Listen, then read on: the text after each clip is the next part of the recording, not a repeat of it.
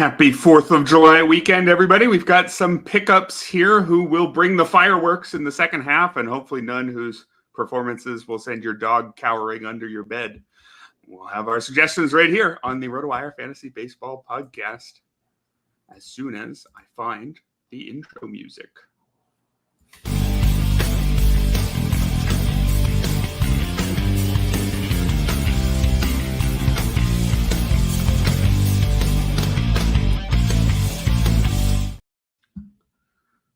Welcome, everybody, to the Saturday FAAB edition of the RotoWire Fantasy Baseball Podcast, brought to you by Draftkings Pick6. Erik, Halterman, and Ryan Boyer here with the first Saturday of the month of July. It's officially the second half. Is your FAAB budget nearly gone, or do you have enough to handle the pickups here for the remainder 12 weeks or so? First of all, let me offer you a congrats on that 4th of July intro that you had crafted there. I don't know how long it took you to put that together, but it was very well done. Can't say I'm surprised. As far as FAAB goes, I generally spend my FAAB early on. I think I've mentioned on this podcast a few times. If I have 25% of my FAAB budget left by mid-June, then I think that's about right for me. So I might miss out on some of the bigger names, but I feel like in general, unless you're in a AL or NL only, where some big names are going to change leagues, and that those are going to earn huge FAAB bids, I feel like it's a better strategy usually to spend a little more early on. Yeah, I think that sounds about right. I think if I looked at most of my teams, I've probably got 25 to 40% left of my budget, something like that. I think less than half remaining in most leagues, except for, as you mentioned, in those only leagues where you sometimes want to save 80 to throw at one guy if there's a big mid-season trade. I suppose we should maybe talk about one of those that happened earlier this week. Later in the show, Civale moving from league to league might matter a little bit. We will get to the priority ads in a few minutes, but we also have some headlines from the past 24 hours or so. So starting with Shane Baz, he made his season debut. Shane Baz was a very exciting prospect pitcher when he debuted back in 2021. Made 3 starts at the end of that year, 6 starts at the start of the 2022 season, and then shut down for Tommy John surgery. Could have maybe seen him much earlier this year, but the Rays taking things slow, and even when he was officially able to return from his rehab assignment, still spent another month or so in the minors. And it seemed like the right choice because he didn't look great, Shane Baz, at the start of his rehab assignment, then did sort things out in the minors and tossed a quality start in his first start back in the majors. Not a great outing, 3 runs on 7 hits and a walk, 6 strikeouts in 6 innings and a loss against the Rangers, but certainly clears the bar in terms of looks like he's back. So anybody who's in a league with Shane Baz still out there, I'd imagine Shane Baz is an every format type of pitcher, right? Oh, yeah. And the velocity caught my eye too. And he was touching 99 or close to it. That's up from what we saw from him prior to his surgery. So that was definitely good to see. Just the fact that he went 6 innings, I think, was encouraging. It was a bare minimum quality start, but first start back in the majors, and I think it was almost exactly 2 years for him. That's a pretty positive development. But yeah, he's not on our priority ads because I don't think meets our kind of unofficial 50% Yahoo threshold because he's over that. But yeah, if Shane Baz is still available in your league, I would have him. I would rather have him than any of the guys we're gonna talk about. He's a must add for me for sure. Yeah, just checking his Yahoo rostership is at 64%. So that means roughly a third of the shallower leagues out there, you can still get Shane Baz, and he's an every format guy for me, to be sure. Even with the Rays doing what they do with their pitchers, I think that Baz is going to give you enough that he's going to matter for sure.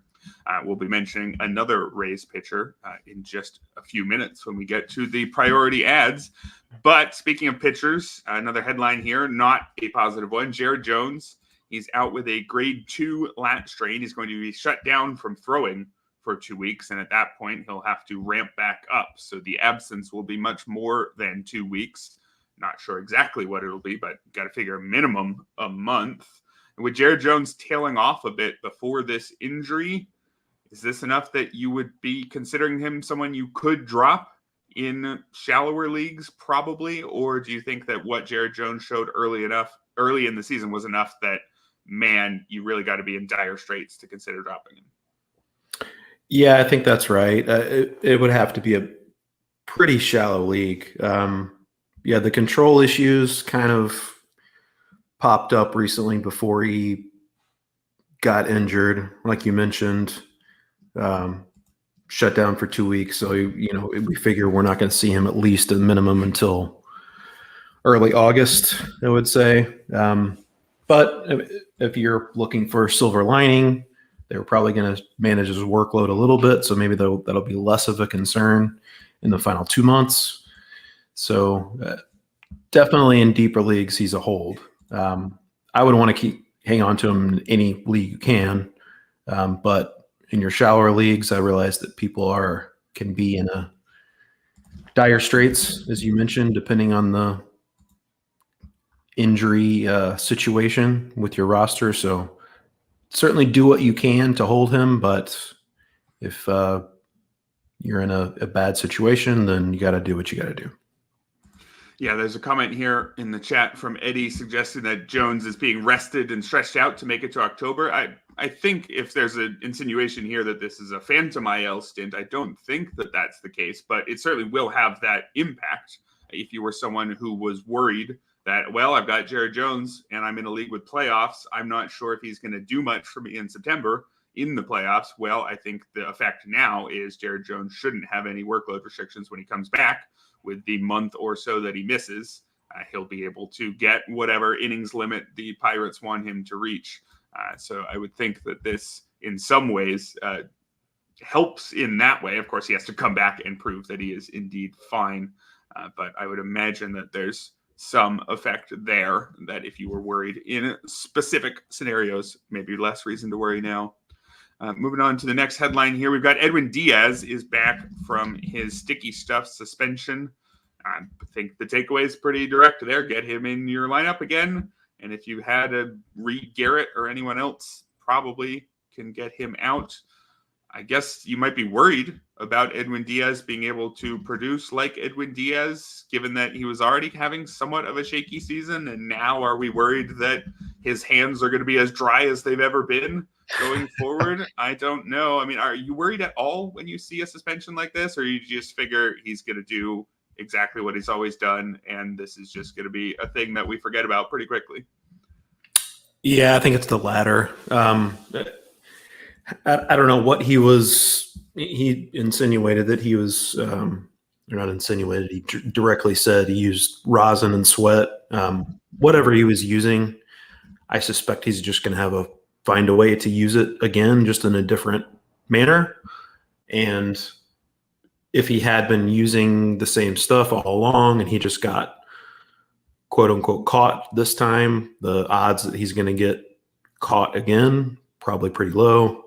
I'm not really concerned at all. I think you can feel free to throw Edwin Diaz back in your lineups.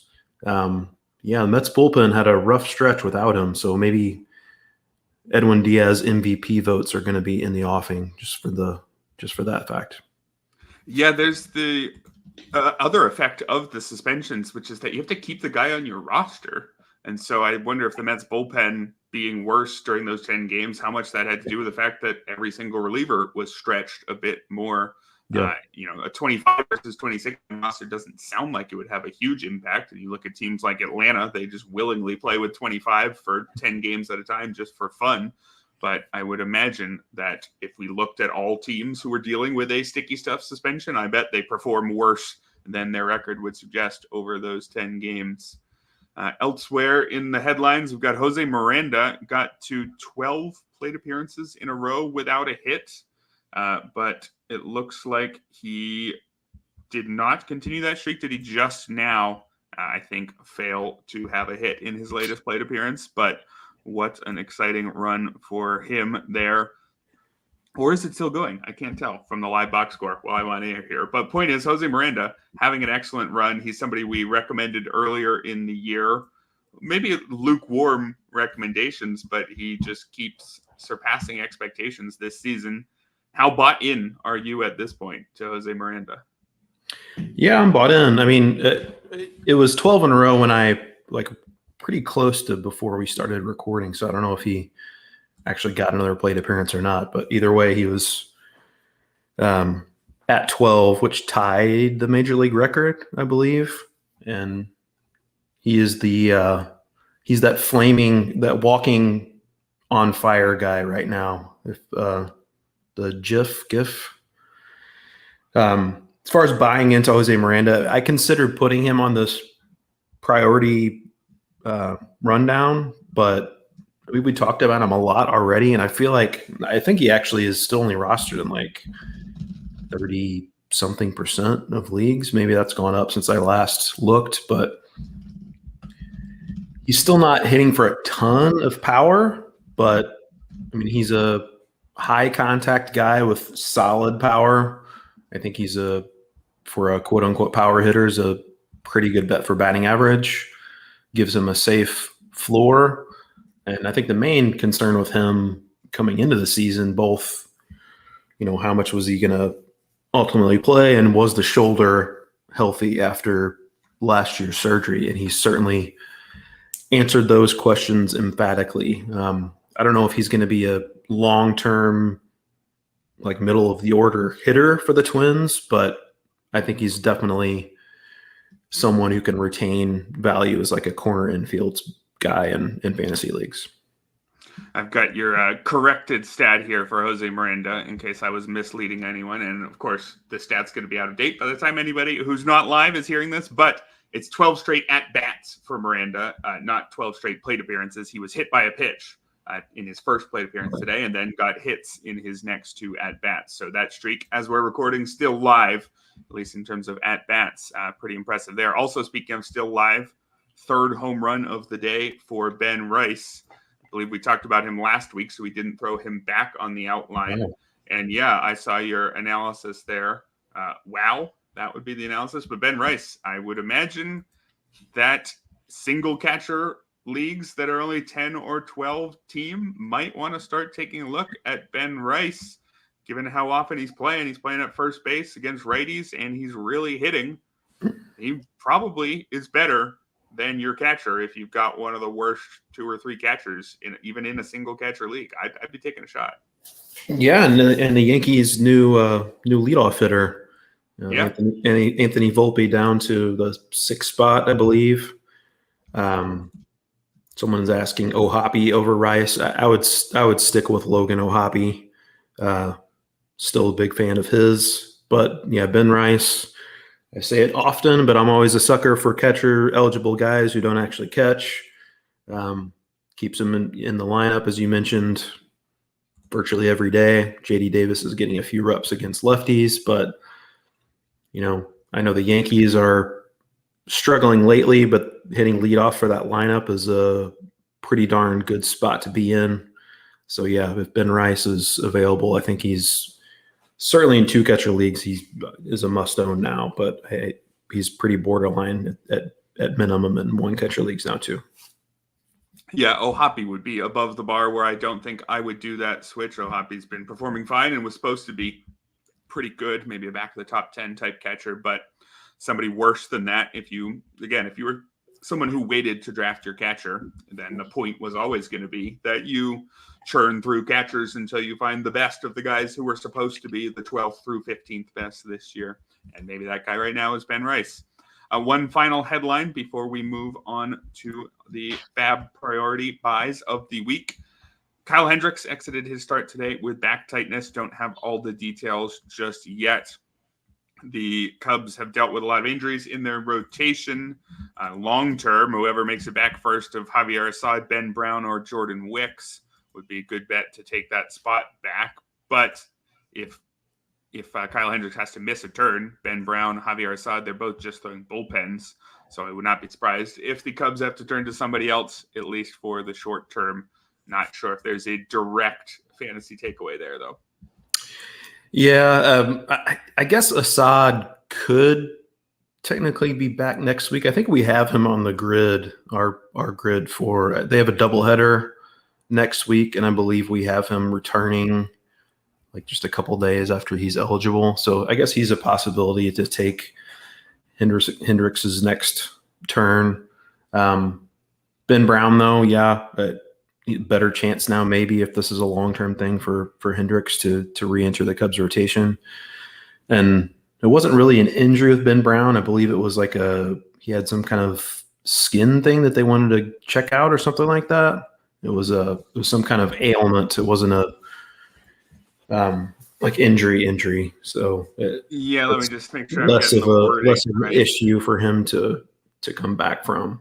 It was initially a neck strain, a left neck strain. So the left of his two necks was the one that was hurt. A stress reaction in his neck. Okay. That seems potentially, that usually involves something in the bone and something potentially worrisome. But it's been playing catch for a while.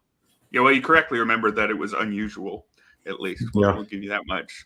So we'll see when exactly we see Ben Brown. He's been throwing bullpens for about a couple days now, a week, maybe a little bit more than that. So shouldn't be too far out there. And the Cubs might need him pretty soon. We will move on to our priority FAAB buys right after this message and a quick little game from Draftkings Pick6. Did you ever play the over-under game with your friends? I think I can eat that slice of pizza in under 30 seconds, or I know it'll take you over a minute to down that 2-liter. If you have, then you're going to love Pick6, the new fantasy game from DraftKings. Here's how to play during baseball season. Pick between 2 and 6 players and choose if they'll have more or less of a stat like runs, hits, strikeouts, and more. Track your picks and play against others for a shot to win huge cash prizes. That's all there is to it. Download the new Pick6 app and use code RWPicks. New customers play $5 and get 50 in Pick6 credit. That's code RWPicks for new customers to play $5 and get 50 in Pick6 credits only on DraftKings Pick6. The crown is yours. 1 per new customer. Non-withdrawable Pick6 credits expire in 6 months. Limited time offer. Gambling problem? Call 1-800-GAMBLER. 18 plus in most eligible states. Not available in all states, including New York and Connecticut. Eligibility restrictions apply. Void where prohibited. See terms at pick6.draftkings.com/promos. I think I got it right this time. We are going to, in the spirit of Pick6, offer a couple picks for tonight. We'll go back and forth offering 3 apiece, and I think at the end of that, we'll have 6, which seems to be right in line with the theme. Let's look at just the late games tonight, so anybody following along live can maybe make a few picks here. We're looking at Royals versus Rockies, Seth Lugo and Austin Gomber at Coors Field, or Diamondbacks at Padres, Brandon Pfaadt versus Matt Waldron in San Diego. What are you looking at from these games? I'm going to pick on Austin Gomber, which means I'm going to pick some Royals hitters. My first pick is going to be Michael Garcia over 7.5 fantasy points.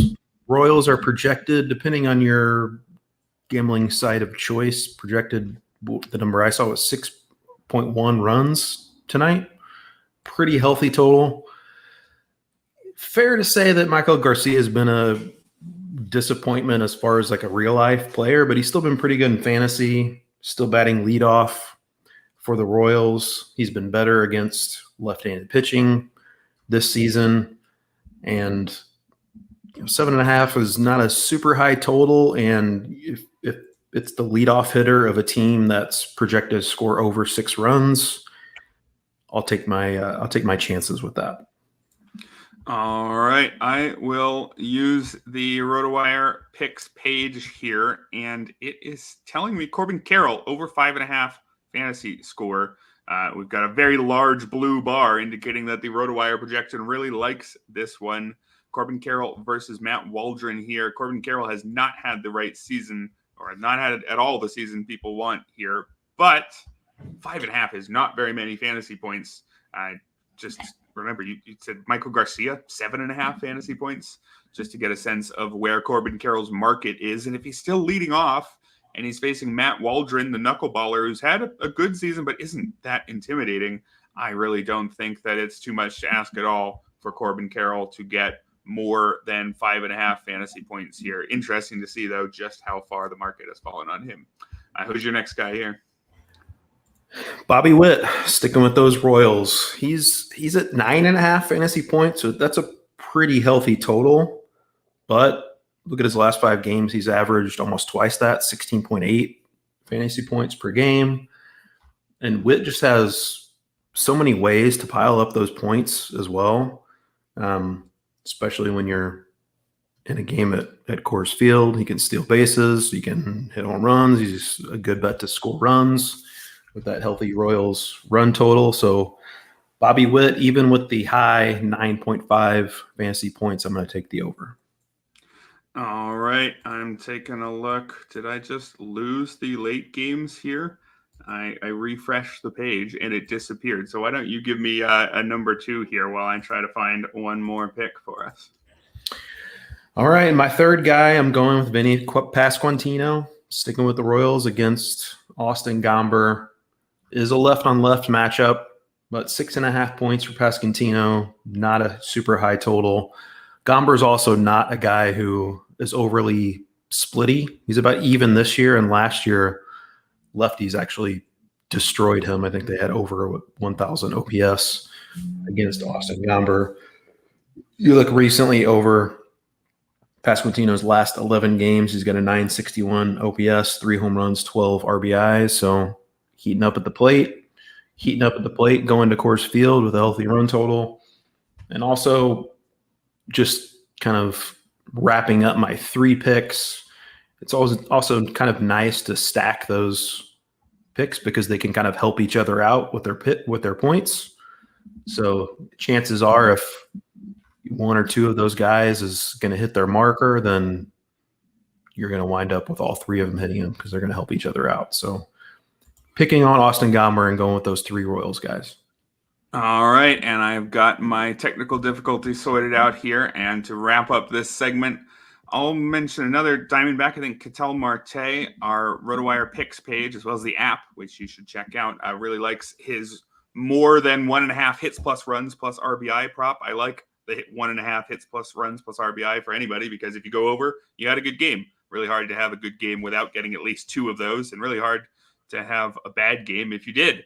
I think Ketel Marte can have a good game here and stacks nicely with Corbin Carroll. I suppose you could look at Marte's just fantasy point projection as well, but I like the hits plus runs plus RBI, and I like the same thing for Jackson Merrill. Another big blue bar there from the RotoWire picks page on his more than 1.5 hits plus runs plus RBI.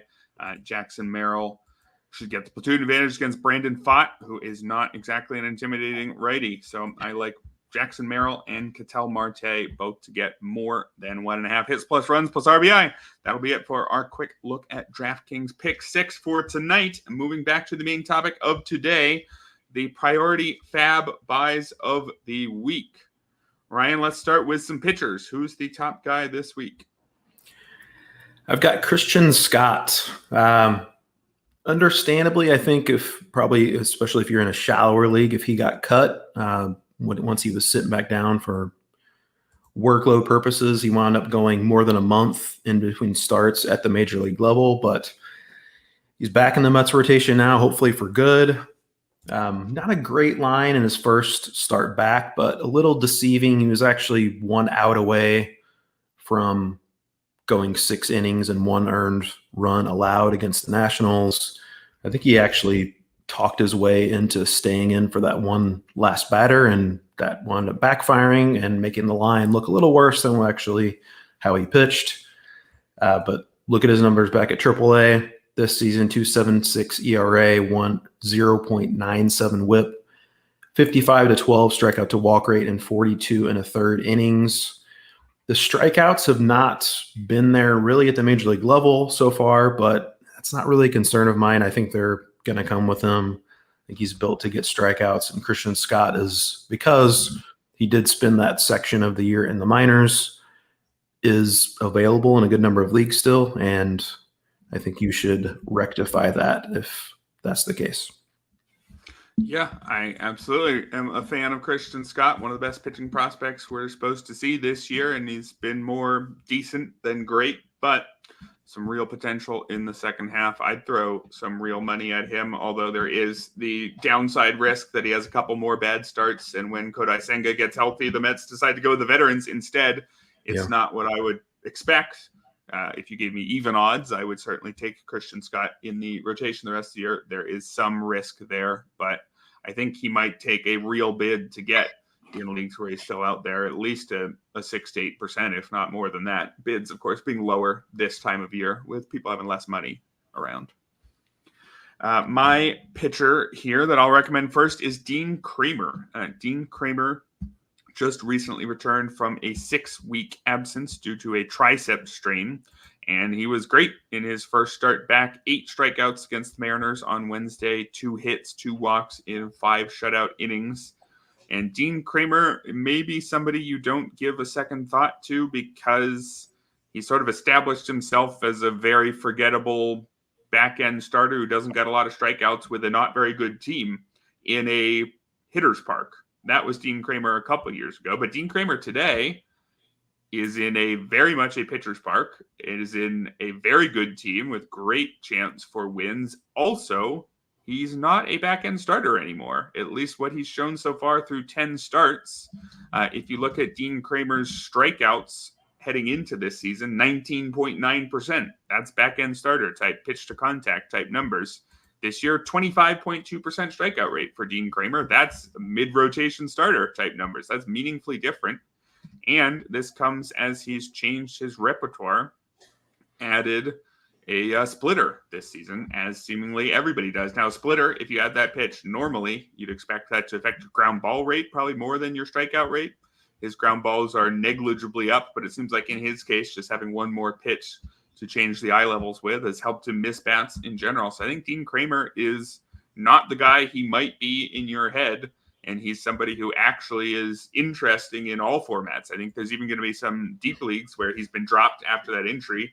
I would definitely want him in a 15-team mixed league and would probably throw at least a 6 to 8% bid at him. And in those shallower leagues, he's good enough to be on your roster. He is more exciting than you might think. I'd go at least 2, 3, 4% in a shallower league on Dean Kremer.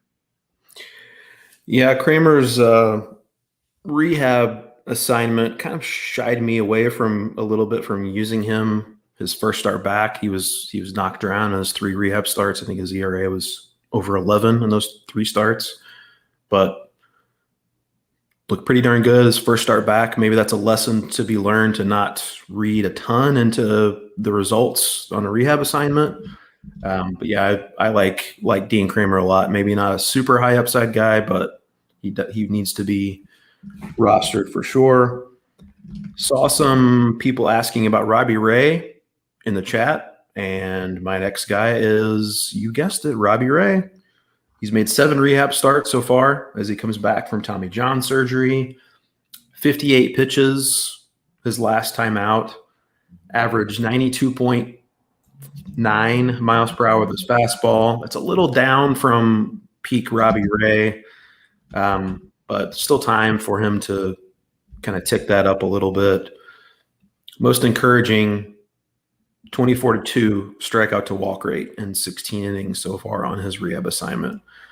Super encouraging numbers, especially for a guy who has struggled at times with his control.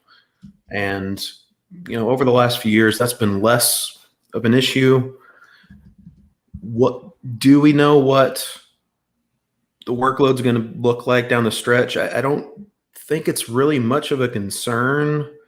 For a younger guy coming back from Tommy John surgery, especially if it was early on in the season, you worry about fatigue, you worry about limiting the workload. But Robbie Ray is an established pitcher with lots of pretty high workloads in the past, and it's already July, so I don't really know that that's a concern. I think there's going to be probably some rust. That's reasonable to expect, but great pitcher's park. We know he's going to be a strikeout guy. He's always been a strikeout guy. So Robbie Ray, at last check in Yahoo leagues, rostered in only 24% of leagues. I mean, I think that number at least needs to be probably double at this point. He's got to be nearing a return, not like imminent, but not too far down the road. So Robbie Ray, it's always tricky with the FAAB recommendation on these injury stashes. You don't know who's going to be in the market, who's going to be thinking to make these ads. But if you really want to add Robbie Ray, I think something in the range of in between 5 to 10 probably is what you need to go to. Yeah, that sounds right to me. Although, of course, like you said, if you look back through your own leagues at people's bids stashing players, just notice how often you'll see a medium-sized bid with nobody else contesting it. Right. It's hard to know what to do because you don't want to be in a situation where you thought you could sneak him through and no, you absolutely couldn't. But certainly it's much harder to value players, and it's going to be much more of a league-to-league thing when it comes to these injured stashes. But speaking of stashes, I did a stash draft on SiriusXM with James Anderson on Friday where we were stashing either injured players who were available in at least half of RotoWire online championship leagues or players who were still in the minors. And James had the number one pick and took Robbie Ray. So James, I think, would get behind that pick as well. And I certainly do too. I would have taken him number one if I had the number one pick. Combination of how soon he's supposed to return and the potential upside when he does return. I would definitely be stashing Robbie Ray over, say, a Jacob deGrom or a Clayton Kershaw at this point. Moving on to the next pitcher, I'm going to throw in Aaron Civale here. I think we should remember to be talking about these AL to NL trades that happen throughout this month. We'll probably see a few more of them. Civale is someone who is only really interesting for FAAB purposes, I think, in an NL-only league where he has just entered the player pool after having been traded from the Rays to the Brewers. Aaron Civale, I don't think his fantasy value has been changed all that much in a 15-team or 10, 12-team mixed league that you'd necessarily go out and get him if he was on the wire there. If he wasn't good enough for you before, he still isn't. But in those deeper mixed leagues, or sorry, not mixed leagues, in the only leagues, players like Aaron Civale are pretty useful. You just need guys who are going to be in the rotation and are going to be usable in those kind of leagues in most of their starts. And Aaron Civale is one of those guys. So I actually had a situation earlier this week. I had a league with Thursday Night FAAB, an NL-only league, a 10-team league. I threw 16 at him. 11 was the runner-up. So somewhere in there is what I needed in that particular league. One of those guys where if you are trying to make sure you have the hammer, the most amount of money when the trade deadline hits, maybe you want to hold on to your money because you're not blowing it all on Aaron Civale. You're hoping that there's a big move coming and you can throw $75 at someone you would have drafted in the first round in a mixed league. Something you're hoping that happens. So wouldn't blow the bank on Civale if I was in that situation. But if you're in a spot where you were never going to get the biggest names at the deadline to begin with, then yeah, go out and get Aaron Civale, completely usable. And the ERA hasn't been great this year, but under the hood, I don't think Aaron Civale has suddenly gone off basically league average strikeouts and walks and hasn't been keeping the ball on the ground great, which has led to ERA estimators just over 4, despite an ERA that's all the way up at 5.18. So nothing special here, but a totally legit kind of pitcher in an NL-only league. And if you're in a situation where this kind of pitcher is interesting to you, he clears the bar. Yeah, interested to see too what the Brewers do with him. I like the Brewers, pitching development. I think they have a knack for getting the most out of a lot of guys. Although you could say the same thing for the Rays, and that didn't. At least the bottom line results as far as ERA goes didn't really work out. But Civale has had some pretty good strikeout to walk rate since joining the Rays. So maybe there's some brighter days ahead for him. My next guy is another injury stash, also mentioned in the chat as well, Jeffrey Springs. He has made 8 rehab starts to this point, although it was paused. His rehab assignment was paused after the second rehab start. He dealt with a little bit of a shoulder thing, but that's in the rearview mirror now. Put up some good numbers on his rehab assignment. 2.93 ERA, 24-2, same as Robbie Ray, by the way. 24-2 strikeout to walk rate, and also almost the same number of innings, 15 1/3. Through 47 pitches, his last time out. I did notice his velocity, just 88.7 miles per hour average with his fastball. I mean, he's never been a guy that lights up the radar gun, but that was about 3 miles per hour slower than what he averaged last time we saw him with the Rays. Still has time to get that back. And again, that's not something that he relies on a ton, like blowing away hitters, but just something to keep in mind. But I mean, I have Jeffrey Springs in this section, so I still recommend stashing him. I would like to see a little more velocity tick up a little bit, but for that reason, and because probably not as much of a strikeout upside guy, I would rank Robbie Ray ahead of him as far as stashes go, but I think both are definitely worthy of being stashed. And I think you could probably get Springs for a little cheaper, maybe around 5 or so. Yeah, I think I would agree. I like both of them. I like Ray more. He was better for longer. Springs was really a late 20s pop-up kind of guy, and then he got hurt so soon after. So he doesn't have a long established track record, but certainly the guy Jeffrey Springs was right before he got hurt is someone who has a ton of fantasy value. So I would be looking to stash him if I wasn't able to stash Ray. There's been some more pitchers called up recently who've been mentioned in the chat. We may get to one or two of them in the budget pitcher section. But it's time we move over to the hitters. And there was a pretty notable hitter who got called up on Monday. We talked about him last weekend because we knew he was set to arrive. But James Wood, the giant outfielder for the Nationals, is here. Has held his own, at least, I would say, in a week's worth of action. Any league with daily moves or where you're allowed to stash players ahead of time, he was probably long gone, but in a lot of NFBC leagues, for example, where you can't add a guy until he's actually on the roster, well, this is the weekend to go bid for James Wood. So my question to you is just how high of a bid would you go? If you're basically looking at, all right, we got 12 weeks left, do you think about it as, all right, maybe I'll make sure I've got $2 each week and everything else is able to play with? So I've got all but $24. I can throw all of that at James Wood, whatever it might be, depending on your budget, different amounts of money you'd want to save in a league with a $100 budget versus a $1,000 budget. But basically, are we at a point where you calculate what the minimum you need to survive the rest of the year is and you throw the rest of it at James Wood?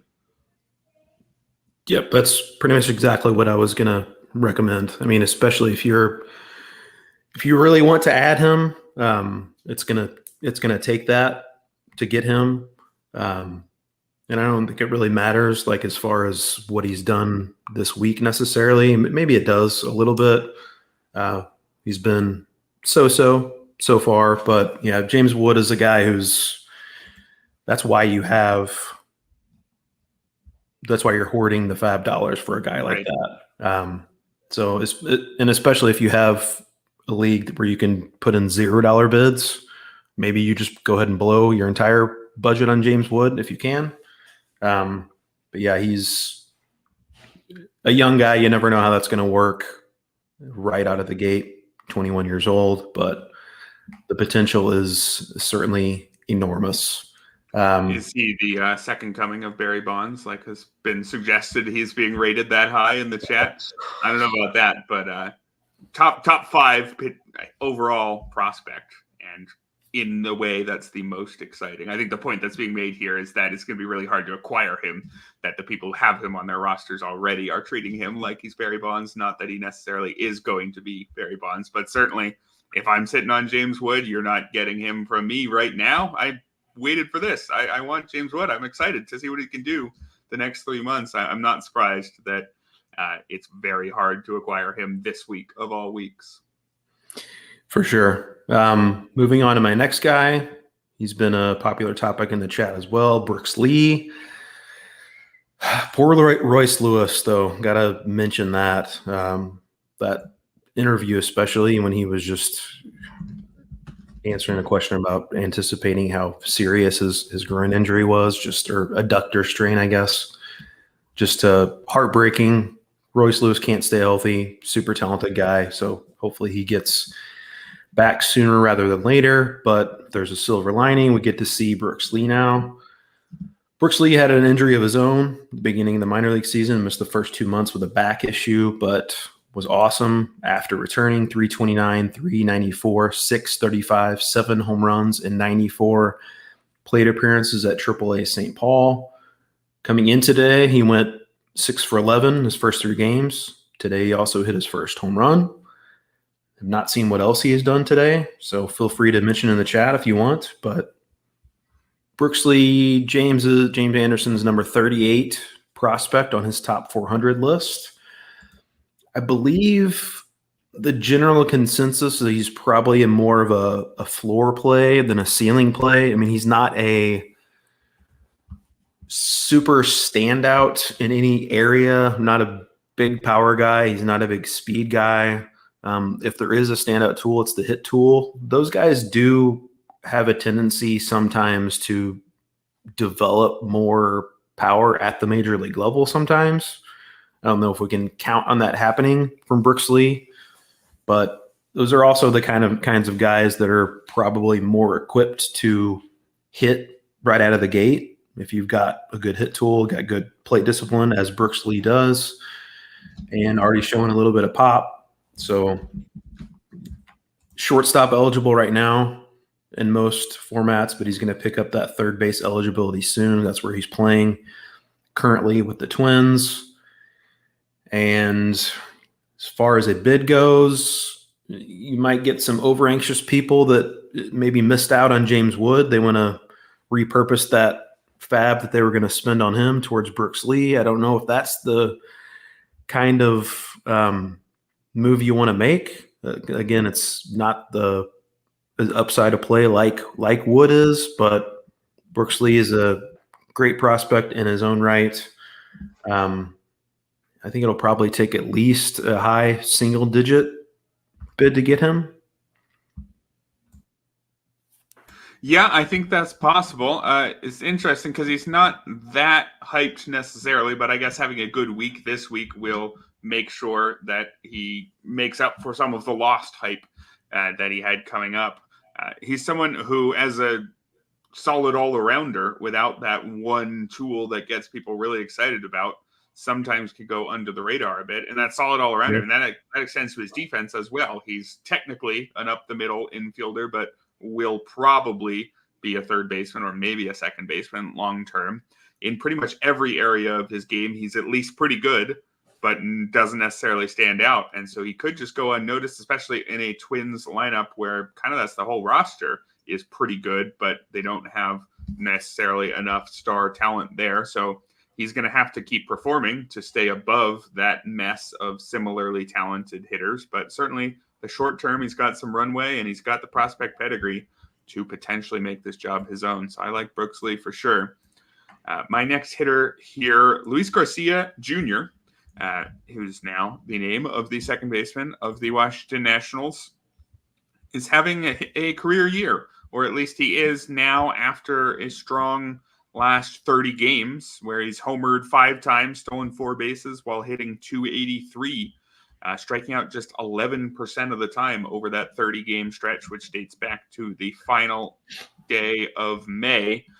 Luis Garcia Jr. in the past just hasn't quite added up to enough for him. Last year, for example, .266 with 9 homers and 9 steals.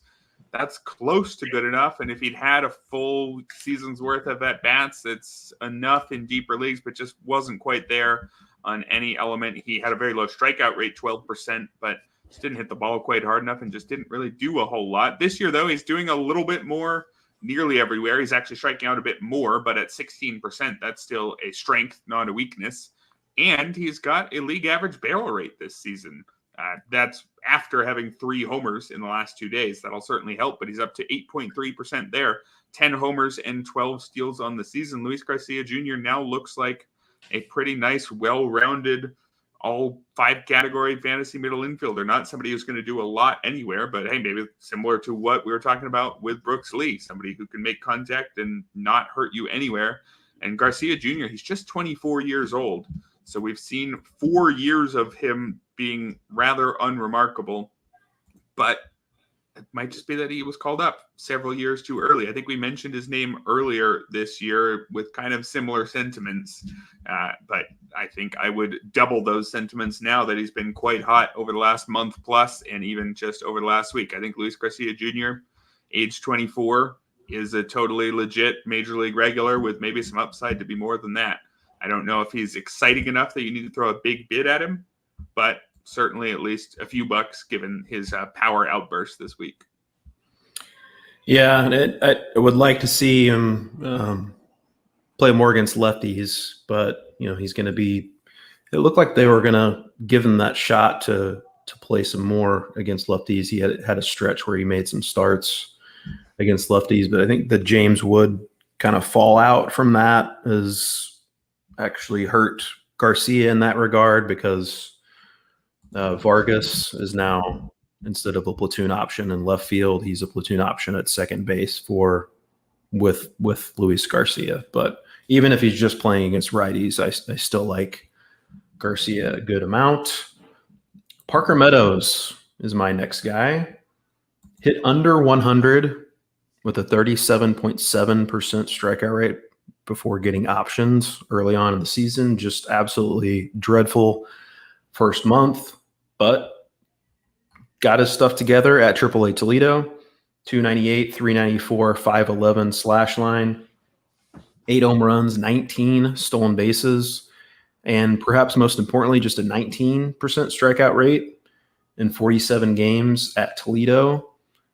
Hit a home run in his first game back. Elite center field defense from Parker Meadows. Hopefully that gives him a little bit more leash.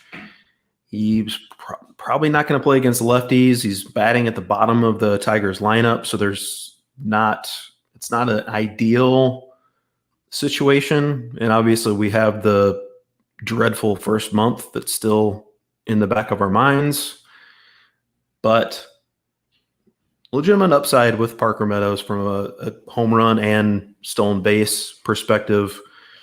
I wish he wasn't batting at the bottom of the lineup. I also wish he wasn't a left-handed hitter at Comerica Park. But nonetheless, I think there's legitimate, especially in a roto league, with that top shelf speed for him to be a stolen base contributor and hit the occasional home run as well as he did yesterday. So Parker Meadows, because those numbers are so dreadful, you could probably get away with a dollar or two, I think. And you might be able to have a pretty valuable fifth fantasy outfielder the rest of the season. Yeah, I think that sounds right to me, given how bad he was early in the season. Probably don't have to go too expensive, but that profile, speed and defense, as long as the bat is just good enough, it's pretty useful in fantasy at times, even with, say, like a Johan Rojas performed so poorly that he was optioned to the minors, but was actually like a $5 fantasy player in deeper leagues just because he ran enough. I think that's kind of what you can expect from Parker Meadows, or at least what you can hope for. To wrap up the priority FAAB buys here, I'll go with a comparatively boring one. Andrew Vaughn. I would imagine that he's still on the roster in pretty much all deep leagues, just because you're not dropping a guy who plays all the time. But in a 10 or 12 team mixed league, I bet a lot of people had dropped Andrew Vaughn after a pair of really bad months to start the season. By the end of April, he was hitting 190. By the end of May, hitting 208. There's more than just batting average, but he had no homers in April, just 4 in May. But since the start of June, Andrew Vaughn has been a new man. He's slashing 315, 353, 541, 7 homers over that stretch.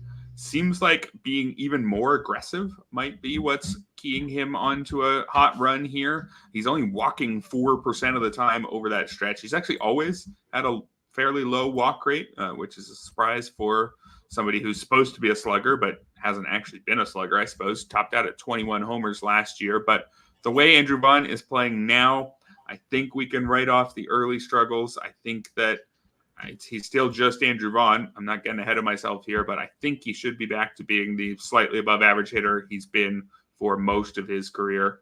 And if you need a corner guy in a shallower league and he was dropped, he's been good enough for long enough. And again, the added aggression And both his strikeout rate and walk rate are down since the start of June. When you get something like that paired with a hot streak, it makes it easier to believe that the hot streak is going to stick around. So a lukewarm recommendation here for Andrew Vaughn to wrap up the priority ads. Would not throw a lot of money at him, but I think he should be on a team. Should we move on to the budget buys right after this message from Homerun Forecast? Can certain weather conditions lead to more home runs? The atmosphere can affect how far a baseball flies by 20%. Homerun Forecast measures the weather conditions at a ballpark to tell us if the atmosphere is good or bad for ball flight during a game. An index value that rates the air is created for each game and ballpark and is displayed on a scale from 1 to 10. Homerun Forecast Premium site offers index values by the hour for each game, 24-hour forecast, wind direction and speed, and even whether the roof will be open at certain stadiums.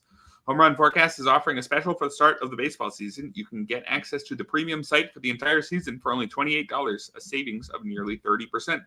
Go to homerunforecast.com/RotoWire now to sign up. Back here on the Saturday FAAB podcast. Moving on to the budget pitchers. Ryan, who you got here as the top option? Joey Estes, my first pick. Had a Maddox his last time out. Just 5 hits, 1 walk, 4 strikeouts, and a shutout of the Angels. Looking over his last 3 starts, put up a 1.74 ERA, 13 to 4 strikeout to walk rate, and 20 2/3 innings.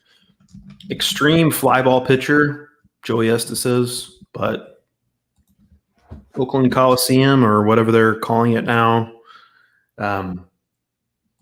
If you're a fly ball pitcher, you could be in a worse spot. It's going to suck up some of those home runs. Always had good control.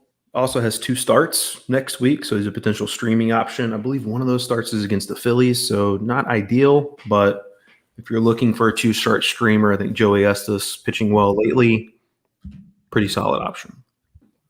Yeah, I think anybody at Oakland who looks like they are legitimately a solid option becomes a little more interesting because that park is just about as good as you could hope for. It's canceled out by the fact that the chance that wins are not great, but Joey Estes, I think, clears enough bars at this point. My budget pitcher here, Hayden Birdsong, great name to begin with. He's an interesting prospect, not one who was actually supposed to be up this year. He's just outside the top 100 on James Anderson's prospect rankings here at RotoWire, and he was given a 2025 ETA. So one thing I usually like to do with starting pitchers is look, okay, what rank is he among the pitchers we're supposed to see this year? Well, he wasn't one of them. His rough rank would be about around where Drew Thorpe is. He has about the same spot there. So just outside the top 100 would be something like let's do the counting on the fly, the 15th-ish best starting pitcher supposed to arrive this season. The thing is, he may have arrived a little bit early, did Birdsong. In the minors, he only made 2 starts at the AAA level, but his 11 AA starts were excellent. 2.05 ERA, 31% strikeout rate. Control is an issue for Birdsong, 10% walk rate at AA. 14% in his 2 AAA starts, and he's at 12% walk rate through his first 2 major league starts. Not sure if I would bet on him to stick around long term. For example, when Robbie Ray is good to go, it could be Birdsong who leaves, but he's an interesting pitching prospect, and it's not like Kyle Harrison necessarily has been great and is a lock to keep his job. I would say probably more likely than Birdsong for sure. But point is, if Birdsong hits the optimistic projections right away, rather than showing that he is up a little bit early and needs to work on his command, then there's some real upside here. So if you're in a position where you can speculatively add a pitcher, hoping that things go right, I think Birdsong is one of those ads. He's not one of those guys you add because he's definitely good enough, but just barely good enough. So know the situation you're in with Birdsong. Add him, hope it goes right, but expect that you'll probably need to drop him for someone else in a few weeks. Yeah, Andre Piante is going to be my next pick. I'm a Cardinals fan. As a Cardinals fan, I'm as surprised as anyone else that I'm actually making this deep league recommendation, but He's been surprisingly good. 0 or 1 earned run allowed in 5 of his 7 starts. Since entering the Cardinals rotation, 3.34 ERA. It's backed up by a 3.93 FIP. Extreme ground ball pitcher. He's got a good infield defense behind him. He's not going to get many strikeouts, although he's actually struck out more guys than I would expect him to since going into the rotation. I think his strikeout rate's like a little under 21%, which is not that far off league average. If he can do that, that's good enough compared with coupled with his ground ball tendencies. And like Joey Estes, also has 2 starts next week, and they are pretty good matchups at home against the Royals and Cubs. So Andre Piante, I'm not crazy about, frankly, over the long haul, but he's pitching well. He's going to be at home where it's a good place to pitch, and he's got a couple of good matchups next week. So maybe he's just a streamer. He's a guy that I would guess, as you mentioned with Birdsong, you're probably going to drop at some point, but for a short-term pickup, I think he is viable. Yeah, an interesting budget option for sure. Next guy up here, Justin Wrobleski, is expected to make his Major League debut for the Dodgers on Sunday versus the Brewers. So just how much you want to bid on him will depend on if he pitches well enough that it looks like he's going to stick around. But Wrobleski is an interesting prospect. He's the number 58 prospect here at RotoWire, the second prospect on the Dodgers list. He is another guy who just barely pitched at AAA, just 2 starts there, 13 more at AA this season. On the whole of the minors, in 15 starts this year, it's a 3.23 ERA and a 1.08 WHIP, 25% strikeout rate against a 5% walk rate. So pretty good, if not overpowering strikeout stuff here. But with Wrobleski, a lot of the appeal has to do with his situation and his team. Anybody who's got a chance to stick around for multiple starts at the back end of the Dodgers rotation, decent chance you want those starts. Landon Knack, for example, has been usable in some of his starts this season. I guess most of them. Got a 2.86 ERA, 0.98 WHIP on the season. But also Landon Knack is not some great prospect who Wrobleski won't be able to beat out. Whether or not Wrobleski has a chance to make 10, 12 starts over the course of the second half, it's going to depend on how he does over the next few and how healthy everyone else stays. But he's a legitimate prospect who's about to get his first opportunity. So why not take a shot and see if he's able to carve out a spot in a crowded Dodgers rotation? Yeah, I'm going to recommend a much older left-handed pitcher. Jose Quintana has been pitching quite well lately. 7 shutout innings his last time out. Look back over his last 9 starts. He's got a 3.17 ERA. And again, I'm going to go to the 2 starts next week as a streaming option at Pittsburgh and at home against the Rockies. 2 pretty good matchups, especially that latter one. Jose Quintana is not a super exciting guy. He never really has been, but pitching well now. Solid streaming option, Jose Quintana. Yeah, I think solid streaming option is exactly who Jose Quintana is. I've got one bonus pitcher here because I had him on the list earlier, bumped him to make room for Aaron Civale when I realized we probably should be talking about him. Yariel Rodriguez, whether or not you actually want to get him will depend on how the rest of his start today goes against Seattle. Currently, he's through 1 scoreless inning with 2 strikeouts, so go Yariel. Rodriguez could have the chance to finally make a rotation spot his own in the second half. That's why I'm including him here. Hasn't really been fully unleashed at any point yet this season, but now that we know Alek Manoah's completely out of the picture, it's really just Bowden Francis that Rodriguez is going to have to outpitch, and I think he can do that. He's coming off an excellent outing against Houston, allowed 1 run on 2 hits and 2 walks while striking out 6 in 6 2/3 in his last start. Just not exactly sure how good Yariel Rodriguez is. All we've really seen him do is pitch in Japan and in Cuba and at the World Baseball Classic. So we're still waiting to see the fully unleashed Yariel Rodriguez. But if he has at least a decent start here against Seattle, I think it looks pretty good for him having an extended stay in the rotation. And I think there's a pretty good chance he's going to be at least good enough. Shall we move on to the hitters? Let's do it. I've got one hitter to start things off here. Somebody who was mentioned in the chat a few times, James Outman. He is back with the Dodgers, and I actually didn't initially include him on the outline because he returned yesterday and was not in the lineup yesterday. And I wasn't sure if he was going to be in the lineup today, but the lineup for tonight's game against the Brewers has since come out, and James Outman will be batting sixth and playing center field. Seems like he is going to get some starts against righties. It's Freddie Peralta on the mound today. And if James Outman is going to be used as the large side of the platoon, then you want James Outman on your team. I think he really was not good enough in the early part of this year, but he really did look good enough last year. And, if you dig under the hood, it's not all that much worse. His 197 BABIP in the early part of the season definitely had a lot to do with his struggles. He hit 147. His XBA was way higher, still only 212. Outman does strike out a lot, 32% of the time, but he struck out 32% of the time last year. Last year, he just showed a little bit more pop. This year, in 36 games, he really didn't. But he went back down to the minors, homered 9 times in 38 games. So I don't think that James Outman is irredeemably broken or anything like that. I think he's just not that good. I think he's a pretty good outfielder who, when he's slumping, isn't good enough to start for a team like the Dodgers. But when he's good, he is. So I would go add James Outman and hope that he just gets back to being James Outman.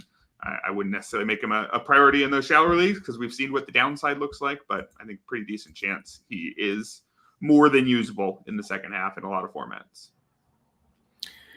Lenyn Sosa going to be my next selection. 5 straight multi-hit games before that came to an end on Friday. And he did have 1 hit in that game, though.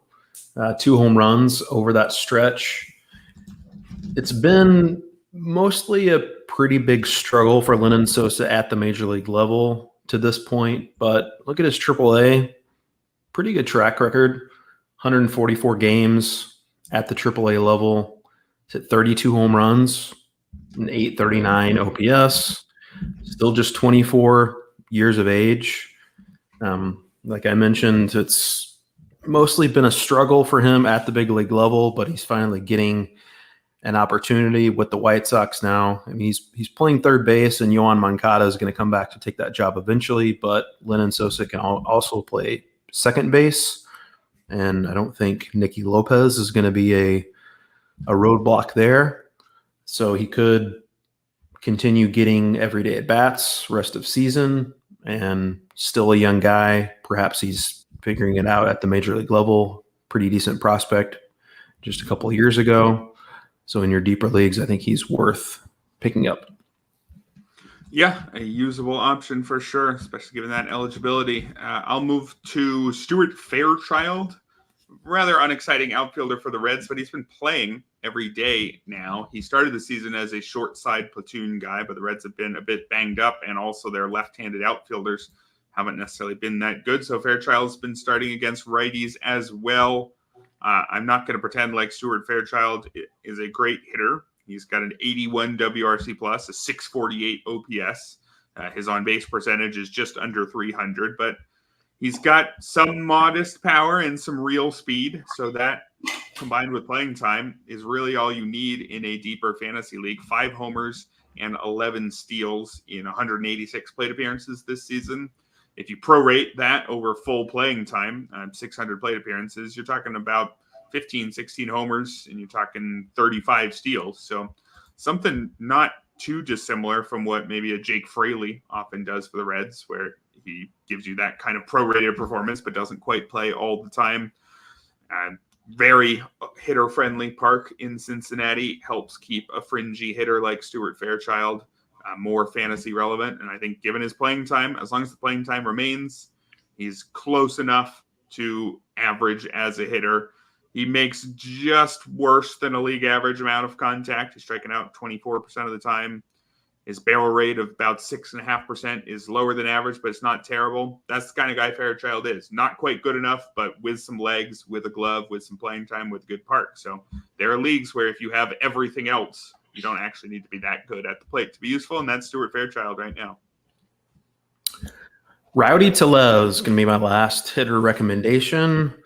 I don't know how close the Pirates were to designating Rowdy Tellez for assignment after his brutal first 2 months, but I suspect it was pretty close. As someone who's unfortunately on Twitter/X, whatever you want to call it, a lot, I can tell you that Pirates fans were definitely banging the drum for him to be designated for assignment, but they didn't DFA him, and since June 1st, 354, 400, 646, 6 home runs, 20 RBI, even 1 stolen base for Rowdy Tellez. Coming off a 2-homer game yesterday, which included a grand slam. He does not play against lefties, but he's batting 4th or 5th consistently against right-handed pitching. And just 2 years removed from a 35-homer season, Rowdy Tellez is. So perhaps there's something there. And in a deeper league, if you're in need of a corner infielder, I think he's a perfectly solid addition. All right, and to wrap things up, can I interest you in a player who was a 9th overall pick in the draft back in 2017, who's got a 14% barrel rate for his career, and who just got some playing time with a team that has all the playing time in the world available? Are you excited about this player? What if I told you that it was Keston Hiura? Are you still excited? No? I don't know. I already saw it on the rundown, Erik, so you're not tricking me. All right. Well, can I get any listeners excited about Keston Hiura? Can I get myself excited about Keston Hiura? I don't know. But we last saw him 2 years ago, actually, with the Brewers, where he got into 80 games, homered 14 times, actually had a 115 WRC+. He was a solidly above average hitter, despite striking out 42% of the time. Keston Hiura has never made nearly enough contact. I guess as a rookie, he had a 31% strikeout rate, and he was great in half a season. Homered 19 times, stole 9 bases, a 938 OPS. That's still the player we're hoping Keston Hiura can be. Apparently, he just needs to strike out 31% of the time, and the whole picture works, or at least did work 5 years ago with the juicier baseball. In the intervening years, Keston Hiura has struck out 39% of the time and has a 687 OPS. It probably isn't going to work, just to be clear here. But when you got somebody who can do something really well, and you can probably get him for basically free, and with some short-term playing time there, Hiura's even playing second base in the absence of Luis Rengifo. And the Angels, really, there's nothing else going on, so why not see if Keston Hiura is something? I understand the no on Keston Hiura here that we're getting from Eddie in the comments. I totally get it. If you want to skip him entirely, go right ahead. I am not going to give a very ringing endorsement of a guy who might strike out 50% of the time. But, there's worse things you could do for a very budget play in a deeper league than go for somebody who had prospect pedigree, has one really good skill, and has got the chance to show that skill. So in a few leagues, you do probably want to take a shot at Keston Hiura. Yeah, if you at one point or another had prospect pedigree, the chances are you're going to be on the Angels roster right now, because they are loaded up on those guys. I was very excited for Keston Hiura once upon a time, for sure. You're kind of hoping, I guess, that he was kind of going to go the less ripped version of Tyler O'Neill, and that he can just hit the ball so hard to make up for that lack of contact. But that fizzled out quickly. He's still young-ish, so, maybe it could work out. I'm with you that it's more of a lukewarm endorsement, though. Yeah, well, that's going to do it for this lukewarm show. Thank you, Ryan. Thank you to all our listeners and chatters. And let's go see what Keston Hiura can do. I'll be back tomorrow with Jordan Rosenblum talking about some breakout pitchers. Just how real are they? So we'll be back tomorrow on the RotoWire Fantasy Baseball Podcast, brought to you by Pick6.